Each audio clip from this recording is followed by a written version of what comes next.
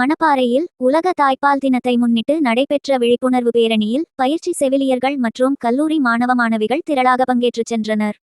திருச்சி மாவட்டம் மணப்பாறை கோவில்பட்டி சாலையில் உள்ள காமராஜர் அரசு மாவட்ட தலைமை மருத்துவமனையில் உலக தாய்ப்பால் வாரத்தை முன்னிட்டு தாய்ப்பாலின் அவசியம் குறித்த விழிப்புணர்வை ஏற்படுத்தும் விதமாக பேரணி நடைபெற்றது.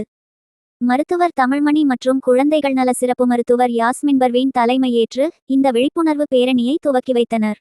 மருத்துவமனையில் இருந்து புறப்பட்டு மணப்பாறை நகரின் பல்வேறு முக்கிய வீதிகளின் வழியாகச் சென்று மீண்டும் மருத்துவமனையை வந்தடைந்த இந்த பேரணியில் மருத்துவர்கள், பயிற்சி செவிலியர்கள், கல்லூரி மாணவிகள் என நூற்றுக்கணக்கானோர் பங்கேற்று தாய்ப்பால் சுத்தமானது, சத்தானது, தாய்ப்பால் குழந்தையின் முதல் தடுப்பூசி, தாய்ப்பால் கொடுப்போம், ஆரோக்கியமான சமுதாயத்தை உருவாக்குவோம் என்ற தாய்ப்பாலின் அவசியத்தை உணர்த்தும் வாசகங்களடங்கிய பதாகைகளை ஏந்தியபடி ஊர்வலமாகச் சென்றனர்.